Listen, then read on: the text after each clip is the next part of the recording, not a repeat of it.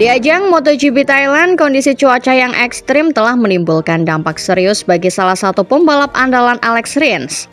Dalam balapan tersebut, panas yang sangat terik menyebabkan luka bakar parah pada kakinya yang pada akhirnya mengakibatkan kerusakan total pada area tersebut.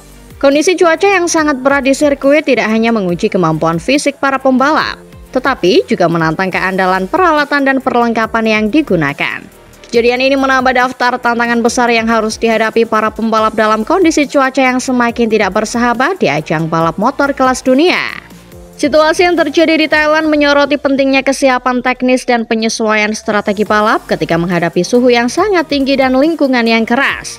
Panas ekstrim yang melanda sirkuit turut memengaruhi performa secara keseluruhan, sehingga menurunkan tingkat konsistensi dan kecepatan para pembalap. Insiden yang menimpa Alex Rins menjadi peringatan bagi semua pihak mengenai perlunya evaluasi lebih lanjut terkait keselamatan dan manajemen kondisi cuaca di lintasan. Langkah-langkah untuk meningkatkan perlindungan dan menyesuaikan peralatan agar lebih tahan terhadap suhu tinggi diprioritaskan oleh tim-tim balap. Evaluasi tersebut diharapkan dapat mencegah kejadian serupa di masa mendatang dan memastikan bahwa para pembalap dapat berlaga dengan aman meskipun dihadapkan pada tantangan cuaca yang ekstrim. Kejadian ini menjadi bagian dari dinamika kompetisi MotoGP yang semakin menunjukkan bahwa kondisi cuaca dapat memengaruhi hasil balapan secara signifikan. Para pembalap dan tim kini harus lebih siap mengantisipasi segala kemungkinan yang muncul di setiap seri balapan.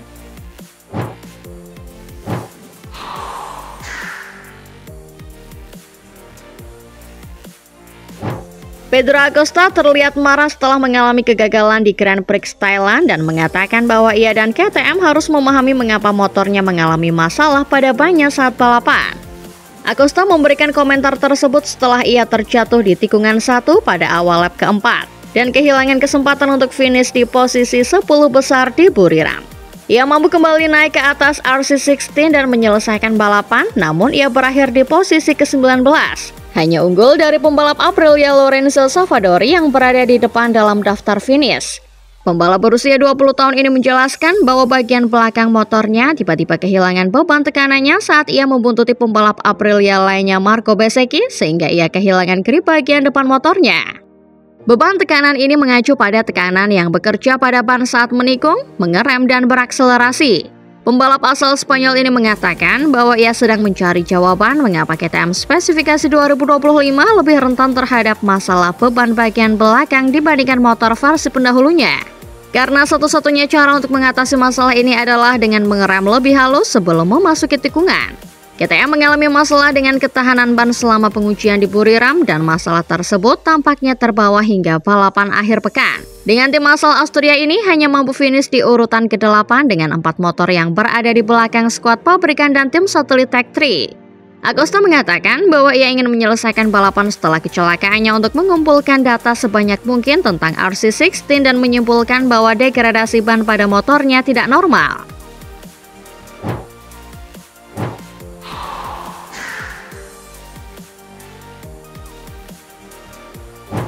Rekrutan anyar Ducati Marc Marquez meraih kemenangan di putaran pembuka MotoGP 2025, mengalahkan sang adik Alex Marquez dan rekan setimnya Bagnaia untuk meraih posisi terdepan di Buriram.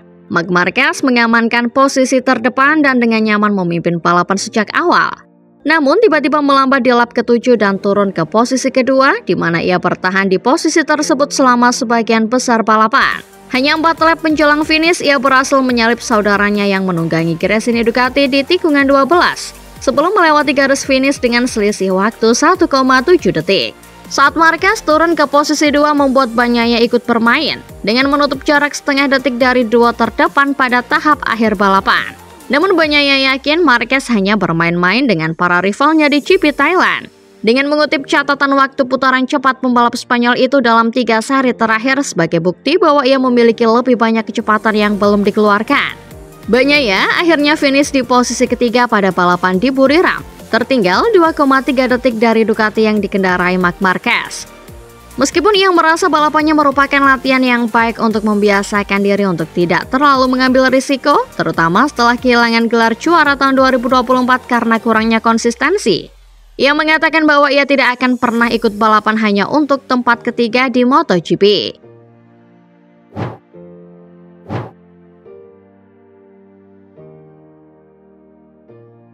Sebelum keluar sebagai pemenang, manuver unik dilakukan Marc Marquez saat memimpin balapan MotoGP Thailand 2025. Pada lap 7 balapan MotoGP Thailand 2025, Marc Marquez tiba-tiba melambat hingga kemudian posisinya direbut oleh sang adik Alex Marquez.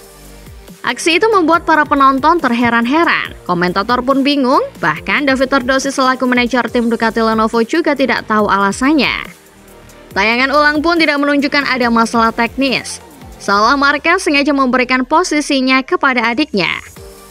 Salah satu penyiar MotoGP pun kemudian langsung mengunjungi garasi Ducati dan menanyakan alasan manuver aneh pembalapnya tersebut.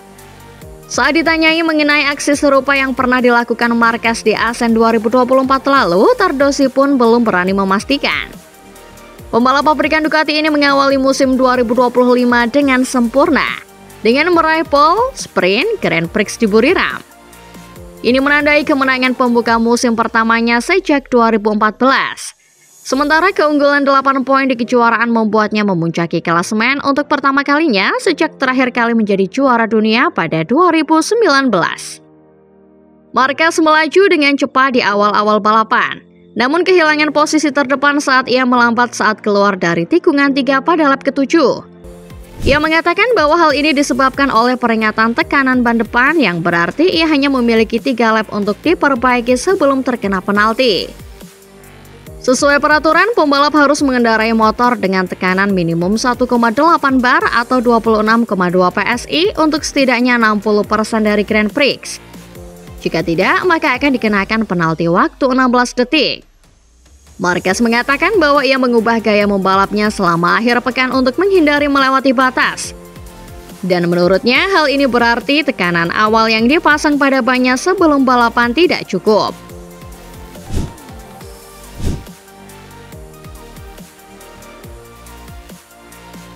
Enea Bastianini berhasil membalikan keadaan pada akhir pekan debutnya di KTM MotoGP dengan finish di urutan ke-9 di Grand Prix Thailand.